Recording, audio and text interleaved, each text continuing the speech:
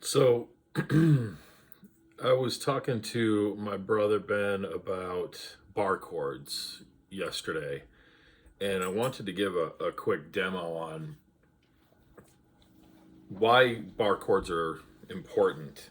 And I get that when you first start playing, they're a pain in the ass. You know, most of the chords you learn. Do a little.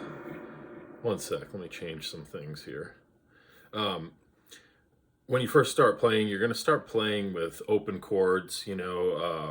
First thing you should always do, tune your guitar. You know, get a nice tuner, tune it up, make sure you're playing in the right tune, E, A, D, G, B, E. That way, you know that no matter who you're playing with, you're going to at least be in tune with that person. And I can put a couple videos out about how to properly tune your guitar, whether you're using an electric tuner, a reference point, or just tuning the guitar off of a singular reference note, or to itself for that matter. Okay.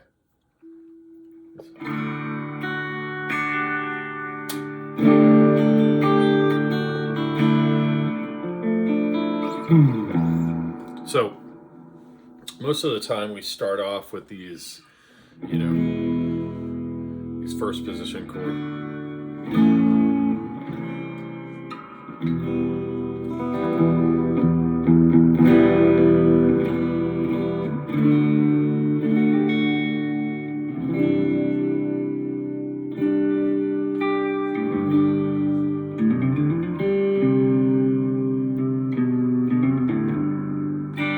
And you can do so much with those chords.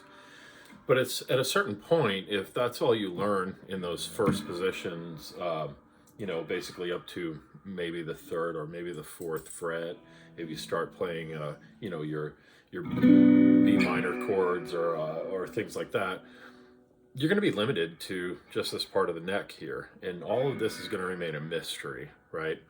So the first thing I implore everybody to do is learn the notes on the first two strings, the low E and the A string. Once you learn those two strings and how to very quickly find the notes on those, when you start learning how to play bar chords, you're going to know how to name those bar chords immediately based on those reference points on the neck. And I can explain that later once we get to that stage. The easiest way to think about it is in the chromatic scale, at least that's how I think about it. And if you know the names of the strings, E, A, D, G, B, and E, you have a reference point to start from. If you understand that in the chromatic scale, there's 7 natural notes and 6 accidentals, making a total of 12 notes to the 13th, which is the octave, that is all the notes available in Western music. That's all the notes that we use. We use A sharp, B, C, C sharp, D, D sharp, E, E sharp, F. Sorry, that's all wrong. E, F, F sharp, G, G sharp, and back to A. And when you realize that it's as simple as an accidental is a sharp or a flat. A natural is the lettered, notes. So the two notes that do not have, or the two sets of two notes that do not have accidentals between them is the B and the C and the E and the F. So if you were to walk through that alphabet again and listen to where those two that don't have accidentals are, it's A sharp, B. And if you're going backwards, you could say B flat, A. So A sharp and B flat are the same. You can always use that same convention for naming the rest of the notes.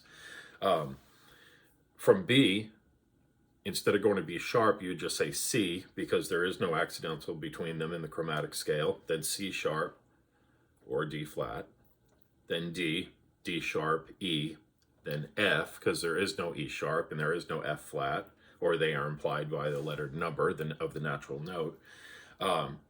Then you can walk through and you can figure it out. So E, right? E is the open. F, first fret, G, A. If I was to use all the available notes, it would be E, F, F sharp, G, G sharp, A sharp, B, C, C sharp, D, D sharp, E, and that's the octave. So you can assume, at that point, you can assume that everything at the 12th fret is exactly the same as it is in your open strings at the nut. So with that concept, that's where we bring bar chords in, right? And something a little against the original tradition of how we teach, say, an E chord, for example, an E major chord. And I won't get into the formulaic way that triads build chords and all that. I'm just going to show you the forms right now. Typically, we would have our middle finger on the second fret of the A string, our ring finger on the second fret of the D string, and then the G string, we would play with our index finger at the first fret, right? And we'd play our open E as well as the open B and E string down here. And that would make our E triad with all 6 strings ringing true. Right? And you want to be able to, another thing is how you hold your pick. Everybody's got a different style to it. Find what's comfortable where you have a good grip. I really like these, you can't see it, I know it's dark in here, these max grip Dunlops. They work really great. They're nylon, they're basic. I use a whole bunch of different types of picks, but this is like my go-to for every night playing. So that being said, you want to be able to form that chord and really ring through it all, right? And you want to be able to go down, up,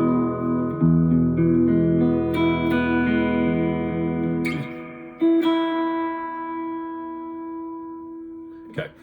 So a little something against convention is I want you to fret it a little differently. Instead of using your first 3 fingers, I want you to use the other set of 3 fingers. So ring finger, pinky, and middle finger to replace the previous 3. Same chord, you're just using, you're not using your index finger and you're using your pinky now. Now move that shape up 1 fret, right? So now you're on the 3rd, 3rd, 2nd, and I want you to lay this index finger all the way across all that. And I want you to use your thumb. If you notice, my thumb is braced against the back there. I want you to use it as like a bridge. See how I have a nice arched finger situation happening here? So when I lay my index finger across, I'm like using the meat of it, the side of my finger. Now, where do people go wrong here? I'll show you exactly where people go wrong. Their guitar is in a funky, awkward position, so that when they can do that all day, but as soon as they try to make a bar chord, they're like, you know, they've got this weird wrist angle and they got all that. Move your guitar, move your body, move it around, tilt it. A lot of people do this, and then they try and do bar chords, and it's like, it's really difficult to do. So adjust your neck. You kind of want, the way I like to play, everybody's a little different. Your body type is going to change it. How your arms naturally fall on the guitar, your style of it is going to change how you're holding your guitar. So only you can really know exactly how to do it. Here's a few tips that help though. Strap. If you notice, I'm wearing my strap. I always do, whether I'm sitting, standing, whatever. So I can be seated or I can stand up, and it never changes where it is in position on me. And so where I practice is where I play, whether I'm sitting or standing. That's a really good tip, one I didn't pick up on until I was in my 30s. Like I used to practice sitting down on the edge of a waterbed, you know, if that tells you anything. So like way back in the 80s and 90s, I would sit down and have the guitar like all weird, and I'd like be all hunched on it. And I formed a lot of bad habits that way. Don't do that. Put your strap on, get it nice and where you would sit. Now, a lot of people string or strap it way low. A lot of people bring it up high, whatever's comfortable for you. But this is just a good tip to how to practice so you can play anywhere. The other thing is, I like a 45-degree angle, just about that, right? So it's like the guitar doesn't go straight out, it goes up a little. That way, when I'm sitting here, if you notice, I have like this super casual, like I just lift my hand up and it's perfectly across all the strings. That's kind of what you want. You want to just be able to grab around it. Do I have big hands? Yeah, I have pretty big hands. But even when I was a little kid, when I was 8 years old, I could reach all the way across here. I could probably reach around, you know what I mean? Because I have an angle on it that helps. So what were we talking about? Bar chords, right? So let's say we had that form, we moved it up one fret, and we laid that finger across. Now the real work begins. Are you comfortable? Do you have a good grip on that? Do you have good pressure? You want to kind of use the fulcrum of the back of that neck, you know, where your thumb is, to sort of apply leverage. Now, here's something that I think everyone really needs to understand. You don't need, and you should not, push down on the strings any harder than is absolutely necessary. A good way to understand this is just go like any sort of pattern you want. Let's just go, you know, right? And see how lightly you can do it.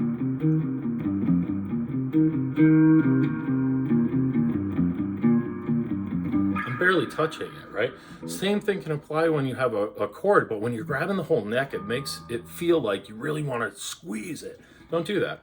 Just lay your fingers on it, put your finger across, and I'm going to do it too lightly so you can hear it too light. See how it doesn't ring? Slightly more.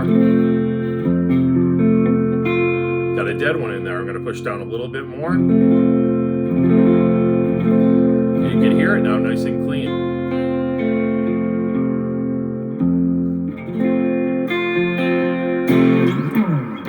Once you get that down, once you get that good feeling, and this is the most difficult position down here, that first position, because that's the most angle you have on your arm and your wrist. Once you get that down, then you move it up. Right? When you see, I'm just moving it up all one fret at a time. Something I like to do also is string mutes with my left hand. Stop it, right? Because I'm just letting up on it a little bit.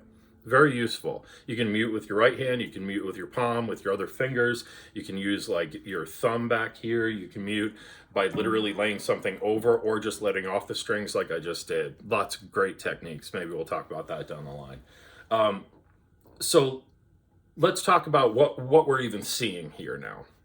Let's call this the E shape, because that's what it is. And we move the E shape up one, and we have an F chord in the E shape.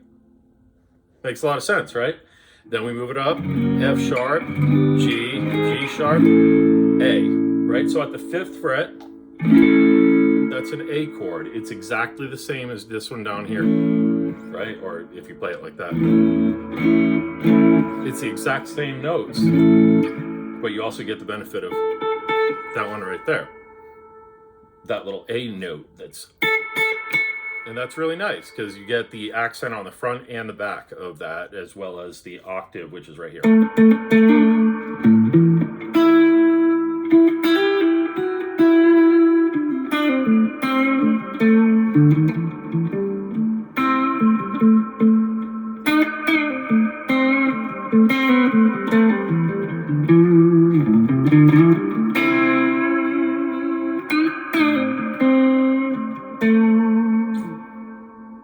That's just fun. That's an A minor pentatonic, right? So with these movable chords, you start to really open up the fretboard for you. If you start to understand that wherever your index finger is pointing on this E string with that E shape is going to be the name of the major chord that you have. F chord, right? A chord, B chord, C. I'm going to show you a really quick way to know every single minor chord in that same way. And E minor is without the middle finger, but I want you to still use your ring finger and your pinky. Right? It's a minor. F minor, G minor. The same thing applies. I'm just not using my middle finger now. right? You want another way to see every single minor chord coming up the neck just like that, but in a different tonality and in a different position. You take that same E chord, the E major chord that we had, and just move it all down one string set. Now you have that A minor chord that we all know. Same thing, only now you only play the bottom 5 strings. Don't play that 6th string anymore. Move it up one, A minor, A sharp minor, B minor, C minor, D minor, E minor, F minor, G minor, back to that A minor, right? Pretty cool, right? You just learned a lot. The same thing can be had with that A chord right there. Remember that A chord I was just playing a minute ago? I like to play it with one finger because I can bend it up and still, I can still get that in there. It's just, some people can't do that. I can do it on demand, which is really nice. That way I don't have to use this form. But the same thing applies. That's a major now. Instead of that minor, it's that major.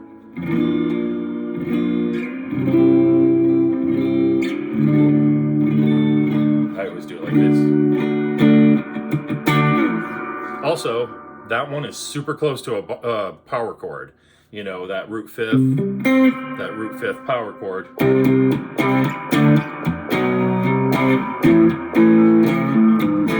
Right? Those are so fun, just rock and roll. But if you can bend it up, get that note in there, or if you fret it, you know, with these fingers, then you have all of your major chords again, but on the 5th, you know, on the 5th string name set. So then you have A, B, C, D, E, F, G, back to A, right? Octave. That's bar chords in a nutshell. If you can get those two things down, your majors here, your minors there, your majors here, and your minors there, you have 2 ways to play all of the major and minor chords up and down the neck. You can also get into 7ths and 9ths and 13ths and all those things with movable chord shapes and bar chords. I won't get into that because I don't want this video to go too long. But I'll give you just the minor 7th, right? Instead of fretting it, you know, like that, just use those 2 and get rid of your pinky. Right? Minor 7th.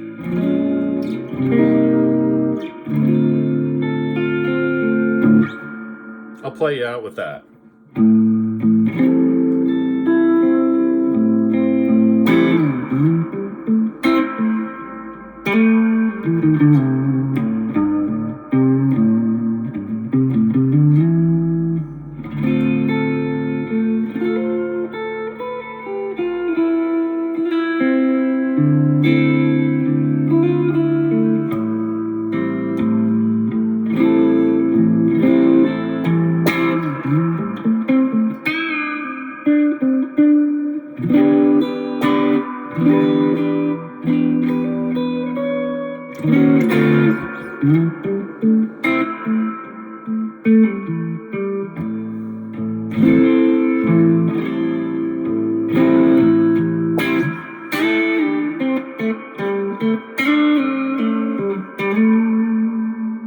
Pretty cool. So that's bar chords. Hope it helped. Later.